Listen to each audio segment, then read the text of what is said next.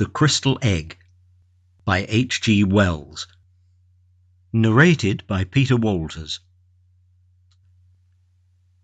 There was, until a year ago, a little and very grimy-looking shop near Seven Dials, over which, in weather-worn yellow lettering, the name of C. Cave, naturalist and dealer in antiquities, was inscribed.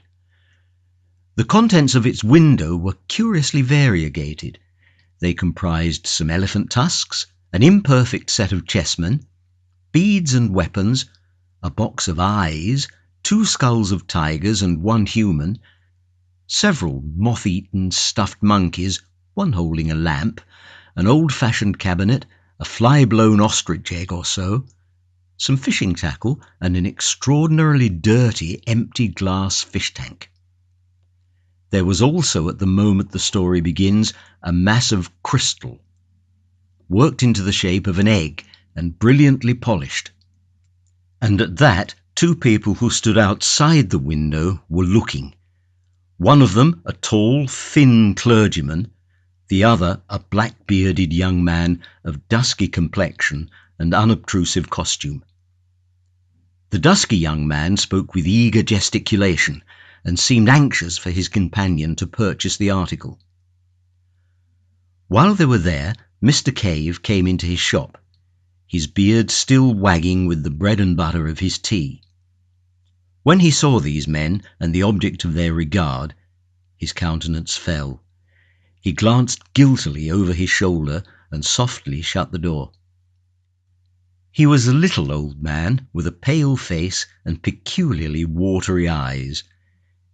His hair was a dirty grey, and he wore a shabby blue frock-coat, an ancient silk hat, and carpet slippers very much down at heel. He remained watching the 2 men as they talked. The clergyman went deep into his trouser pocket, examined a handful of money, and showed his teeth in an agreeable smile. Mr. Cave seemed still more depressed when they came into the shop. The clergyman, without any ceremony, asked the price of the crystal egg. Mr. Cave glanced nervously towards the door leading into the parlour and said, £5. The clergyman protested that the price was too high, to his companion as well as to Mr. Cave.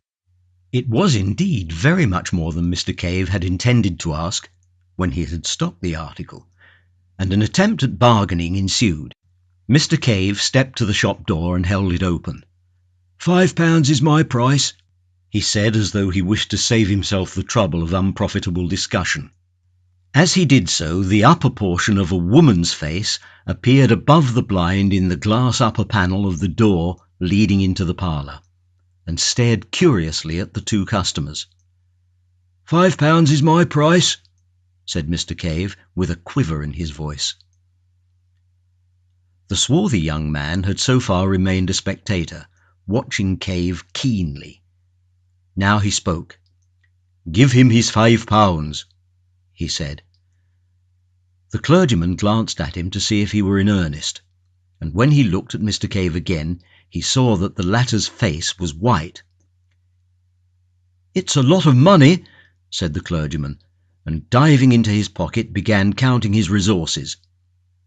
He had little more than 30 shillings, and he appealed to his companion, with whom he seemed to be on terms of considerable intimacy. This gave Mr. Cave an opportunity of collecting his thoughts, and he began to explain in an agitated manner that the crystal was not, as a matter of fact, entirely free for sale. His 2 customers were naturally surprised at this, and inquired why he had not thought of that before he began the bargain. Mr. Cave became confused, but stuck to his story that the crystal was not on the market that afternoon, that a probable purchaser of it had already appeared. The 2, treating this as an attempt to raise the price still further, made as if they would leave the shop. But at this point the parlour door opened, and the owner of the dark fringe and the little eyes appeared. She was a coarse-featured, corpulent woman, younger and very much larger than Mr. Cave.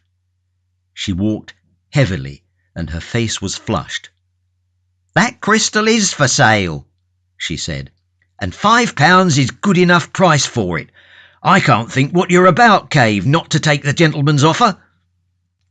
Mr. Cave, greatly perturbed by this eruption, looked angrily at her over the rims of his spectacles, and, without excessive assurance, asserted his right to manage his business in his own way. An altercation began. The two customers watched the scene with interest and some amusement, occasionally assisting Mrs. Cave with suggestions. Mr. Cave, hard driven, persisted in a confused and improbable story of an inquiry for the crystal that morning, and his agitation became painful. But he stuck to his point with extraordinary persistence. It was the young Oriental who ended this curious controversy. He proposed that they should call again in the course of 2 days, so as to give the alleged inquirer a fair chance. "And then we must insist," said the clergyman. £5. Mrs. Cave took it on herself to apologise for her husband, explaining that he was sometimes "a little odd." And as the two customers left, the couple prepared for a free discussion of the incident in all its bearings. Mrs. Cave talked to her husband with singular directness. The poor little man, quivering with emotion, muddled himself between his stories, maintaining on the one hand that he had another customer in view, and on the other asserting that the crystal was honestly worth 10 guineas. "Why did you ask £5? said his wife. "Do let me manage my business my own way," said Mr. Cave. Mr. Cave had living with him a stepdaughter and a stepson, and at supper that night the transaction was rediscussed. None of them had a high opinion of Mr. Cave's business methods, and this action seemed a culminating folly. "It's my opinion he's refused that crystal before," said the stepson, a loose-limbed lout of 18. "But £5? said the stepdaughter, an argumentative young woman of 26. Mr. Cave's answers were wretched. He could only mumble weak assertions that he knew his own business best. They drove him from his half-eaten supper into the shop to close it for the night, his ears aflame and tears of vexation upon his spectacles. Why had he left the crystal in the window so long? The folly of it!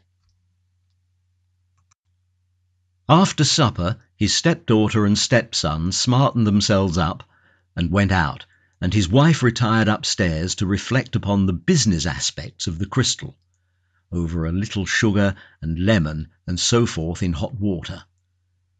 Mr. Cave went into the shop and stayed there until late, ostensibly to mark ornamental rockeries for goldfish cases, but really for a private purpose that will be better explained later. The next day Mrs. Cave found that the crystal had been removed from the window and was lying behind some second-hand books on angling. She replaced it in a conspicuous position, but she did not argue further about it, as a nervous headache disinclined her from a debate. Mr. Cave was always disinclined. The day passed disagreeably. Mr. Cave was, if anything, more absent-minded than usual and uncommonly irritable withal. In the afternoon, when his wife was taking her customary sleep, he removed the crystal from the window again. The next day Mr. Cave had to deliver a consignment of dogfish at one of the hospital schools, where they were needed for dissection. In his absence, Mrs. Cave's mind reverted to the topic of the crystal and the methods of expenditure suitable to a windfall of £5. She had already devised some very agreeable expedients, among others a dress of green silk for herself and a trip to Richmond, when a jangling of the front door bell summoned her into the shop. The customer was an examination coach who came to complain of the non-delivery of certain frogs asked for the previous day. Mrs. Cave did not approve of this particular branch of Mr. Cave's business, and the gentleman, who had called in a somewhat aggressive mood, retired after a brief exchange of words. Entirely civil so far as he was concerned. Mrs. Cave's eye then naturally turned to the window, for the sight of the crystal was an assurance of the £5 and of her dreams. What was her surprise to find it gone? She went to the place behind the locker on the counter where she had discovered it the day before. It was not there, and she immediately began an eager search about the shop. When Mr. Cave returned from his business with the dogfish, about 1:45 in the afternoon, he found the shop in some confusion, and his wife extremely exasperated and on her knees behind the counter, rooting among his taxidermic material.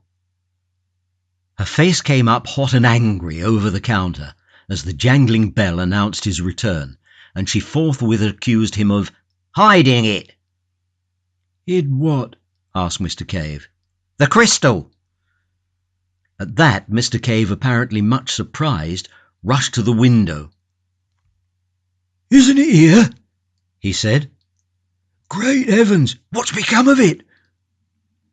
Just then Mr. Cave's stepson re-entered the shop from the inner room. He had come home a minute or so before Mr. Cave, and he was blaspheming freely. He was apprenticed to a second-hand furniture dealer down the road, but he had his meals at home, and he was naturally annoyed to find no dinner ready. But when he heard of the loss of the crystal, he forgot his meal, and his anger was diverted from his mother to his stepfather. Their first idea, of course, was that he had hidden it, but Mr. Cave stoutly denied all knowledge of its fate, freely offering his bedabbled affidavit in the matter, and at last was worked up to the point of accusing first his wife and then his stepson of having taken it with a view to a private sale.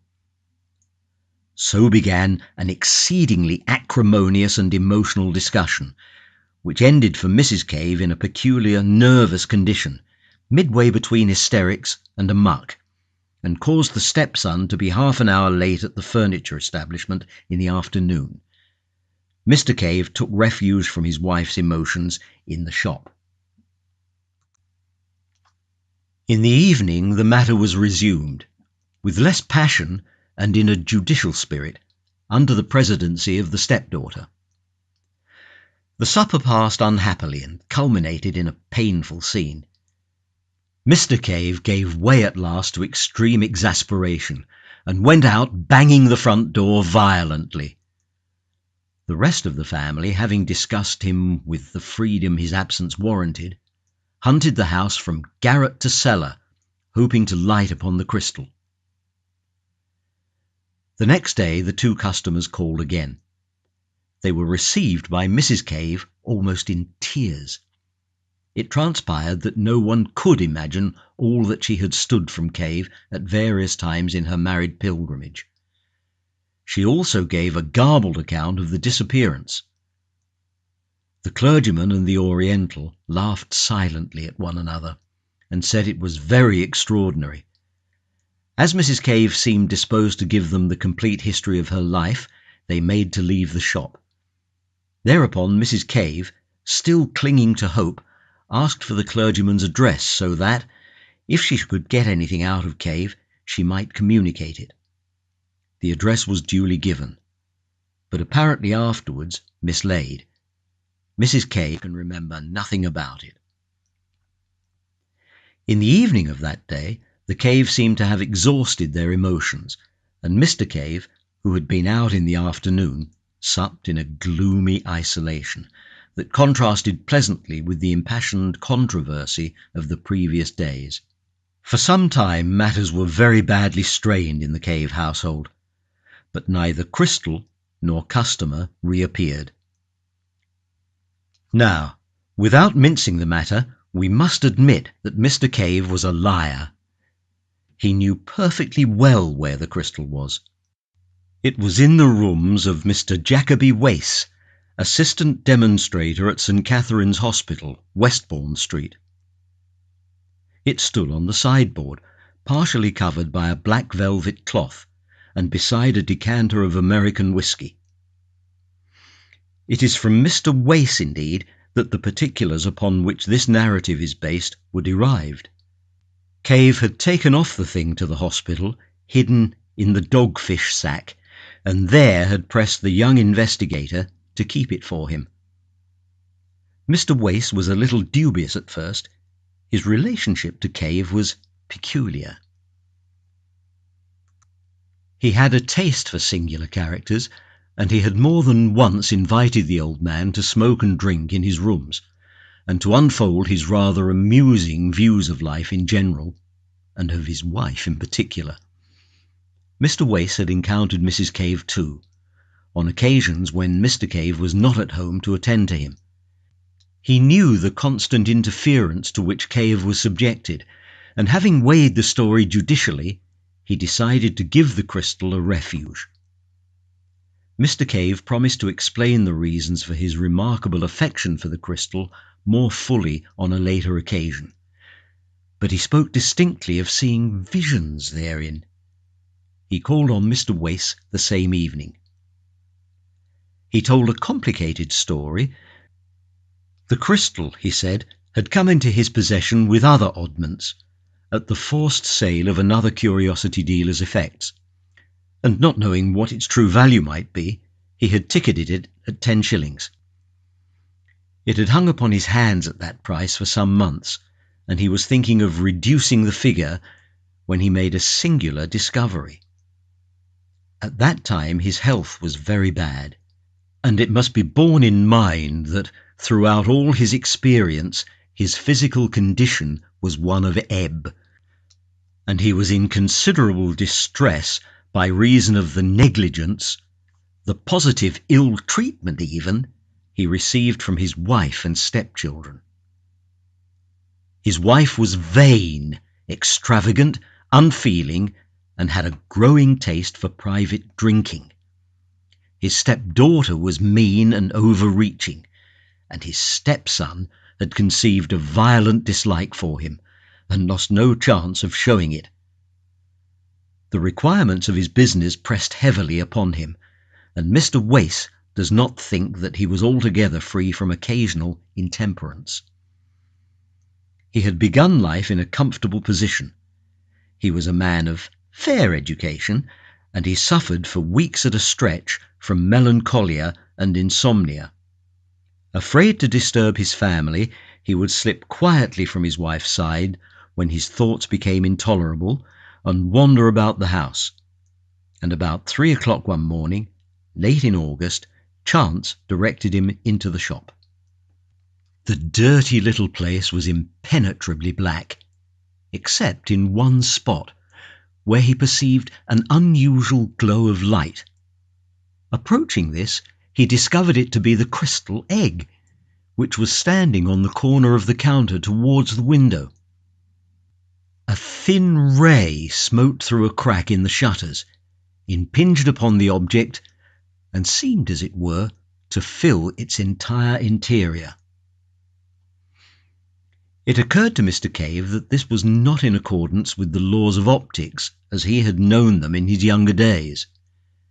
He could understand the rays being refracted by the crystal and coming into focus in its interior, but this diffusion jarred with his physical conceptions.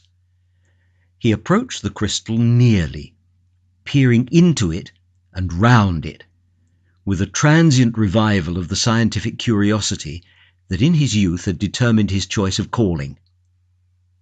He was surprised to find the light not steady, but writhing within the substance of the egg, as though that object were a hollow sphere of some luminous vapour.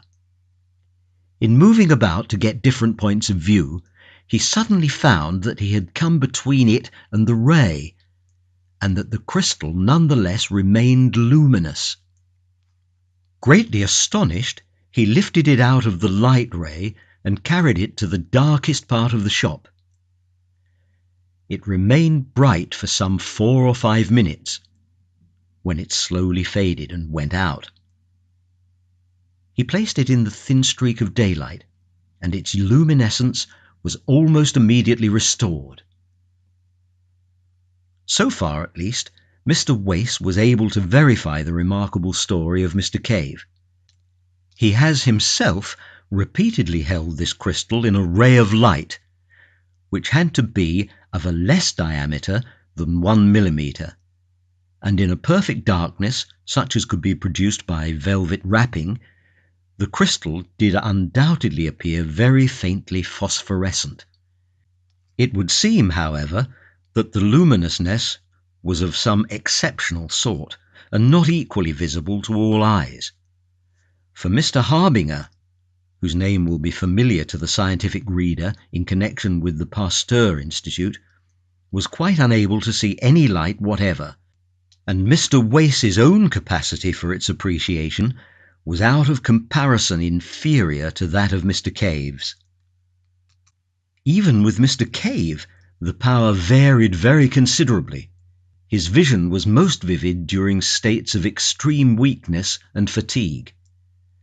Now, from the outset, this light in the crystal exercised a curious fascination upon Mr. Cave, and it says more for his loneliness of soul than a volume of pathetic writing could do, that he told no human being of his curious observations. He seems to have been living in such an atmosphere of petty spite that to admit the existence of a pleasure would have been to risk the loss of it. He found that as the dawn advanced and the amount of diffused light increased, the crystal became to all appearances non-luminous, and for some time he was unable to see anything in it, except at night time, in dark corners of the shop. But the use of an old velvet cloth, which he used as a background for a collection of minerals, occurred to him, and by doubling this and putting it over his head and hands, he was able to get a sight of the luminous movement within the crystal even in the daytime. He was very cautious, lest he should be thus discovered by his wife, and he practised this occupation only in the afternoons, while she was asleep upstairs, and then circumspectly, in a hollow under the counter. And one day, turning the crystal about in his hands, he saw something. It came and went like a flash, but it gave him the impression that the object had for a moment opened to him the view of a wide and spacious and strange country, and, turning it about, he did, just as the light faded, see the same vision again. Now, it would be tedious and unnecessary to state all the phases of Mr. Cave's discovery from this point. Suffice that the effect was this: the crystal, being peered into at an angle of about 137 degrees from the direction of the illuminating ray, gave a clear and consistent picture of a wide and peculiar countryside. It was not dreamlike at all. It produced a definite impression of reality, and the better the light, the more real and solid it seemed.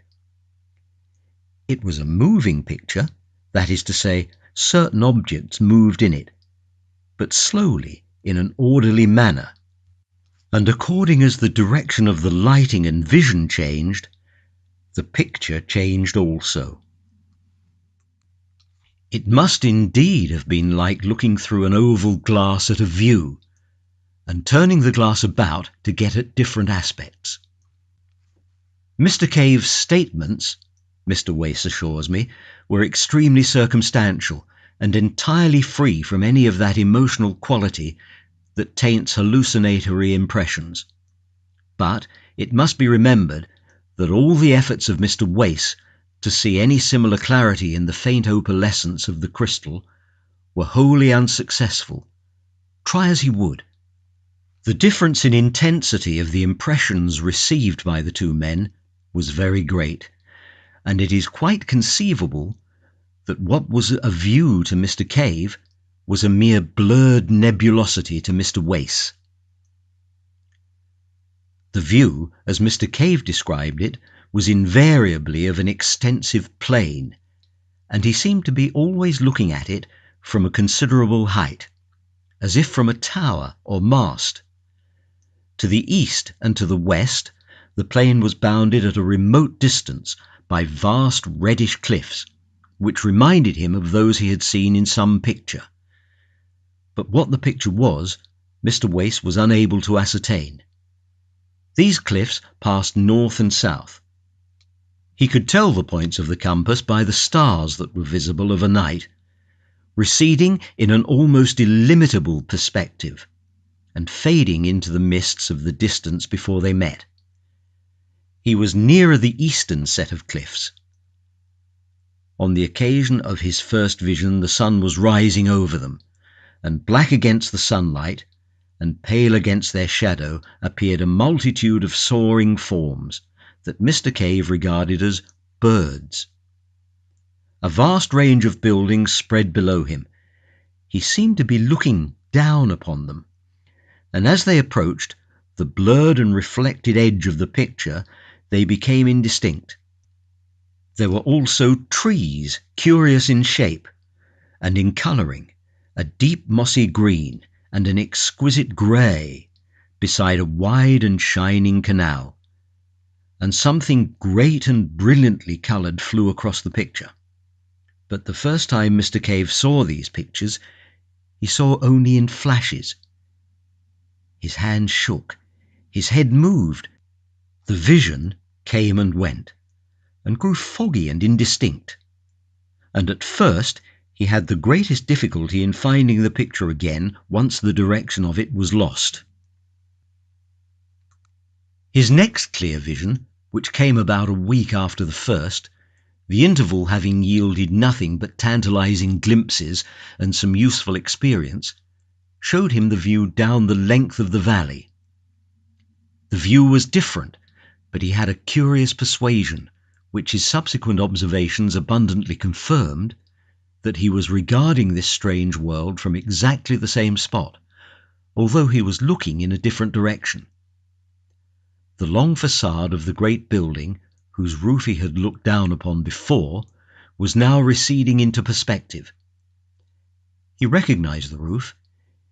In the front of the facade was a terrace of massive proportions and extraordinary length, and down the middle of the terrace, at certain intervals, stood huge but very graceful masts, bearing small shiny objects which reflected the setting sun. The import of these small objects did not occur to Mr. Cave until some time after, as he was describing the scene to Mr. Wace. The terrace overhung a thicket of the most luxuriant and graceful vegetation, and beyond this was a wide, grassy lawn on which certain broad creatures, in form like beetles but enormously larger, reposed. Beyond this again was a richly decorated causeway of pinkish stone, and beyond that, and lined with dense red weeds, and passing up the valley exactly parallel with the distant cliffs, was a broad and mirror-like expanse of water. The air seemed full of squadrons of great birds, manoeuvring in stately curves, and across the river was a multitude of splendid buildings, richly coloured and glittering with metallic tracery and facets, among a forest of moss-like and lichenous trees. And suddenly something flapped repeatedly across the vision, like the fluttering of a jewelled fan or the beating of a wing, and a face, or rather the upper part of a face, with very large eyes, came, as it were, close to his own, and as if on the other side of the crystal. Mr. Cave was so startled and so impressed by the absolute reality of those eyes that he drew his head back from the crystal to look behind it. He had become so absorbed in watching that he was quite surprised to find himself in the cool darkness of his little shop, with its familiar odour of methyl, mustiness, and decay.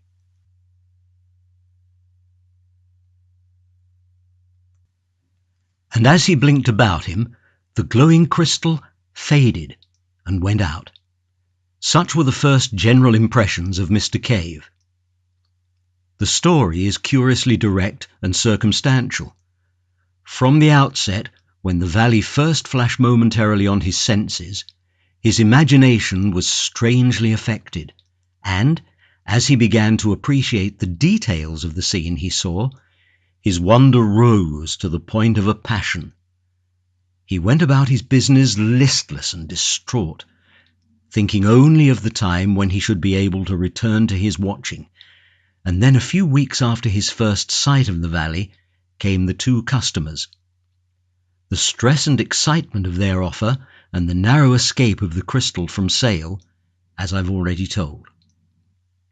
Now, while the thing was Mr. Cave's secret, it remained a mere wonder, a thing to creep to, covertly and peep at, as a child might peep upon a forbidden garden. But Mr. Wace has, for a young scientific investigator, a particularly lucid and consecutive habit of mind. Directly the crystal and its story came to him, and he had satisfied himself, by seeing the phosphorescence with his own eyes, that there really was a certain evidence for Mr. Cave's statements, he proceeded to develop the matter systematically. Mr. Cave was only too eager to come and feast his eyes on this wonderland he saw, and he came every night from 8:30 until 10:30, and sometimes, in Mr. Wace's absence, during the day. On Sunday afternoons also he came. From the outset, Mr. Wace made copious notes, and it was due to his scientific method that the relation between the direction from which the initiating ray entered the crystal and the orientation of the picture were proved. And by covering the crystal in a box, perforated only with a small aperture to admit the exciting ray, and by substituting black holland for his buff blinds, he greatly improved the conditions of the observations, so that in a little while they were able to survey the valley in any direction they desired. So, having cleared the way, we may give a brief account of this visionary world within the crystal. The things were, in all cases, seen by Mr. Cave, and the method of working was invariably for him to watch the crystal and report what he saw, while Mr. Wace, who, as a science student, had learned the trick of writing in the dark, wrote a brief note of his report. When the crystal faded, it was put into its box in the proper position, and the electric light turned on.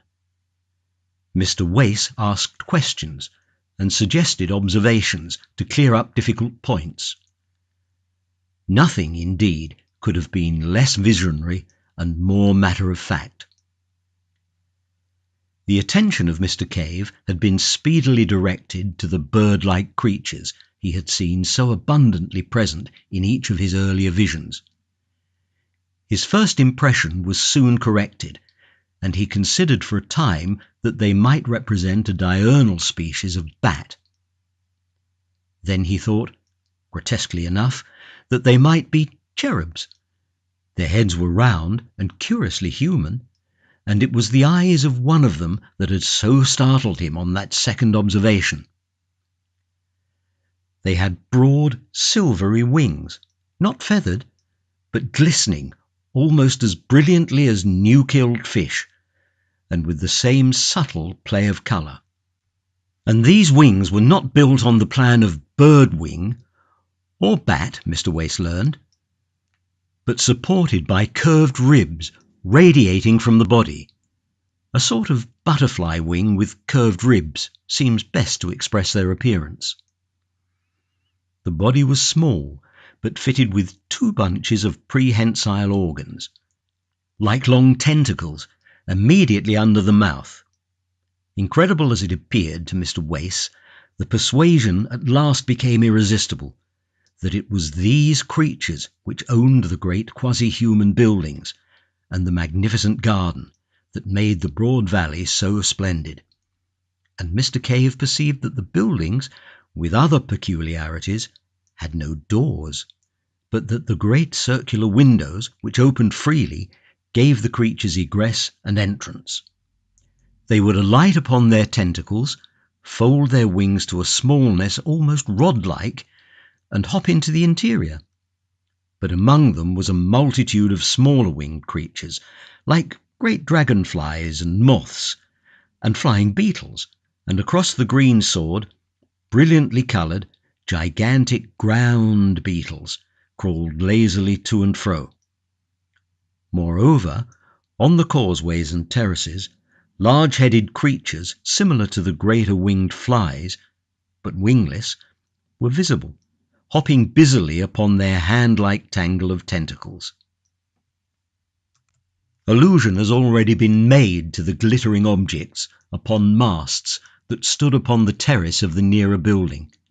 It dawned upon Mr. Cave, after regarding one of these masts very fixedly on one particular vivid day, that the glittering object there was a crystal exactly like that into which he peered, and a still more careful scrutiny convinced him that each one, in a vista of nearly 20, carried a similar object. Occasionally, one of the large flying creatures would flutter up to one, and, folding its wings and coiling a number of its tentacles about the mast, would regard the crystal fixedly for a space, sometimes for as long as 15 minutes, and a series of observations, made at the suggestion of Mr. Wace, convinced most watchers that, so far as his visionary world was concerned, the crystal into which they peered actually stood at the summit of the endmost mast on the terrace, and that on one occasion at least, one of these inhabitants of this other world had looked into Mr. Cave's face while he was making these observations. So much for the essential facts of this very singular story. Unless we dismiss it all as the ingenious fabrication of Mr. Wace, we have to believe one of two things: either that Mr. Cave's crystal was in two worlds at once, and that, while it was carried about in one, it remained stationary in the other, which seems altogether absurd; or else that it had some peculiar relation of sympathy with another and exactly similar crystal in this other world, so that what was seen in the interior of one in this world was, under suitable conditions, visible to an observer in the corresponding crystal in the other world, and vice versa. At present, indeed, we do not know of any way in which two crystals could so come en rapport, but nowadays we know enough to understand that the thing is not altogether impossible. This view of the crystals as en rapport was the supposition that occurred to Mr. Wace, and to me at least it seems extremely plausible. And where was this other world? On this also the alert intelligence of Mr. Wace speedily threw light. After sunset, the sky darkened rapidly. There was a very brief twilight interval indeed, and the stars shone out. They were recognizably the same as those we see, arranged in the same constellations. Mr. Cave recognized the Bear, the Pleiades, Aldebaran, and Sirius, so that the other world must be somewhere in the solar system, and, at the utmost, only a few hundred millions of miles from our own.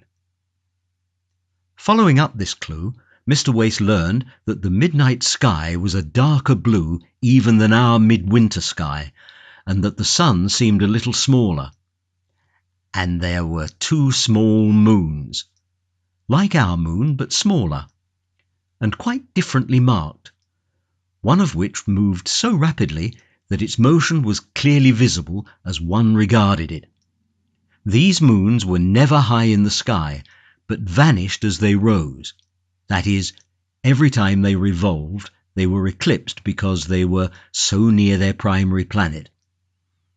And all this answers quite completely, although Mr. Cave did not know it, to what must be the condition of the things on Mars. Indeed, it seems an exceedingly plausible conclusion that, peering into his crystal, Mr. Cave did actually see the planet Mars and its inhabitants. And, if that be the case, then the evening star that shone so brightly in the sky of that distant vision was neither more nor less than our own familiar Earth. For a time, the Martians, if they were Martians, do not seem to have known of Mr. Cave's inspection. Once or twice one would come to peer, and go away very shortly to some other mast, as though the vision was unsatisfactory. During this time, Mr. Cave was able to watch the proceedings of these winged people without being disturbed by their attentions, and, although his report is necessarily vague and fragmentary, it is nevertheless very suggestive. Imagine the impression of humanity a Martian observer would get who, after a difficult process of preparation and with considerable fatigue to his eyes, was able to peer at London from the steeple of St. Martin's Church for stretches at longest of 4 minutes at a time. Mr. Cave was unable to ascertain if the winged Martians were the same as the Martians who hopped about the causeways and terraces, and if the latter could put on wings at will. He several times saw certain clumsy bipeds, dimly suggestive of apes, white and partially translucent, feeding among certain of the lichenous trees, and once some of these fled before one of the hopping, round-headed Martians. The latter caught one in its tentacles, and then the picture faded suddenly, and left Mr. Cave most tantalizingly in the dark. On another occasion, a vast thing that Mr. Cave thought at first was some gigantic insect appeared advancing along the causeway beside the canal with extraordinary rapidity. As this drew nearer, Mr. Cave perceived that it was a mechanism of shining metals and of extraordinary complexity, and then, when he looked again, it had passed out of sight. After a time, Mr. Wace aspired to attract the attention of the Martians, and the next time that the strange eyes of one of them appeared close to the crystal, Mr. Cave cried out and sprang away, and they immediately turned on the light and began to gesticulate, in a manner suggestive of signalling. But when at last Mr. Cave examined the crystal again, the Martians had departed. Thus far, these observations had progressed in early November, and then Mr. Cave, feeling that the suspicions of his family about the crystal were allayed, began to take it to and fro with him, in order that, as occasion arose in the daytime or night, he might comfort himself with what was fast becoming the most real thing in his existence. In December, Mr. Wace's work in connection with a forthcoming examination became heavy. The sittings were reluctantly suspended for a week, and for 10 or 11 days, he is not quite sure which, he saw nothing of Mr. Cave. He then grew anxious to resume these investigations, and, the stress of his seasonal labours being abated, he went down to 7 Dials. At the corner, he noticed a shutter before a bird fancier's window, and then another at a cobbler's. Mr. Cave's shop was closed. He rapped, and the door was opened by the stepson, in black. He at once called Mrs. Cave, who was, Mr. Wace could not but observe, in cheap but ample widow's weeds, of the most imposing pattern. Without any very great surprise, Mr. Wace learned that Cave was dead, and already buried. She was in tears, and her voice was a little thick. She had just returned from Highgate. Her mind seemed occupied with her own prospects, and the honourable details of the obsequies. But Mr. Wace was at last able to learn the particulars of Cave's death. He had been found dead in his shop in the early morning, the day after his last visit to Mr. Wace, and the crystal had been clasped in his stone-cold hands. His face was smiling, said Mrs. Cave, and the velvet cloth from the minerals lay on the floor at his feet. He must have been dead 5 or 6 hours when he was found. This came as a great shock to Wace, and he began to reproach himself bitterly for having neglected the plain symptoms of the old man's ill health. But his chief thought was of the crystal. He approached that topic in a gingerly manner, because he knew Mrs. Cave's peculiarities. He was dumbfounded to learn that it was sold. Mrs. Cave's first impulse, directly Cave's body had been taken upstairs, had been to write to the mad clergyman who had offered £5 for the crystal, informing him of its recovery. But after a violent hunt, in which her daughter joined her, they were convinced of the loss of his address.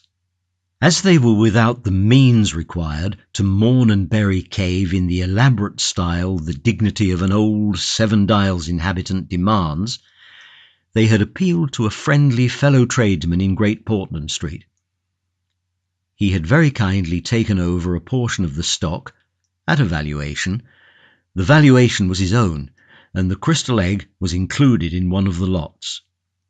Mr. Wace, after a few suitable consolatory observations, a little off-handedly proffered perhaps, hurried at once to Great Portland Street, but there he learned that the crystal egg had already been sold to a tall, dark man in grey. And there the material facts of this curious, and to me at least, very suggestive story come abruptly to an end. The Great Portland Street dealer did not know who the tall dark man in grey was, nor had he observed him with sufficient attention to describe him minutely. He did not even know which way this person had gone after leaving the shop.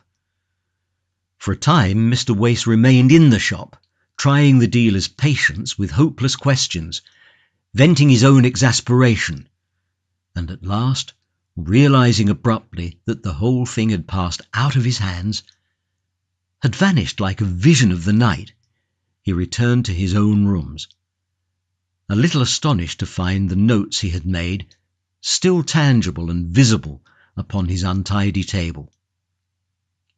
His annoyance and disappointment were naturally very great. He made a second call, equally ineffectual, upon the Great Portland Street dealer, and he resorted to advertisements in such periodicals as were likely to come into the hands of a bric-a-brac collector. He also wrote letters to the Daily Chronicle and Nature, but both those periodicals, suspecting a hoax, asked him to consider his action before they printed, and he was advised that such a strange story, unfortunately so bare of supporting evidence, might imperil his reputation as an investigator. Moreover, the calls of his proper work were urgent, so that after a month or so, save for an occasional reminder to certain dealers, he had reluctantly to abandon the quest for the crystal egg. And from that day to this, it remains undiscovered. Occasionally, however, he tells me, and I can quite believe him, he has bursts of zeal in which he abandons his more urgent occupation and resumes the search. Whether or not it will remain lost forever, with the material and origin of it, are things equally speculative at the present time. If the present purchaser is a collector, one would have expected the inquiries of Mr. Wace to have reached him through the dealers. He has been able to discover Mr. Cave's clergyman, an Oriental, no other than the Reverend James Parker and the young Prince of Bosso Kuni in Java. I am obliged to them for certain particulars. The object of the prince was simply curiosity and extravagance. He was so eager to buy because Cave was so oddly reluctant to sell, and it is just possible that the buyer in the second instance was simply a casual purchaser and not a collector at all. And the crystal egg, for all I know, may at the present moment be within a mile of me, decorating a drawing room or serving as a paperweight, its remarkable functions all unknown. Indeed, it is partly with the idea of such a possibility that I have thrown this narrative into a form that will give it a chance of being read by the ordinary consumer of fiction. My own ideas in the matter are practically identical with those of Mr. Wace. I believe the crystal on the mast in Mars and the crystal egg of Mr. Cave's to be in some physical but at present quite inexplicable way en rapport, and we both believe further that the terrestrial crystal must have been, possibly at some remote date, sent hither from that planet in order to give the Martians a near view of our affairs. Possibly the fellows to the crystals in the other masts are also on our globe. No theory of hallucination suffices for the facts.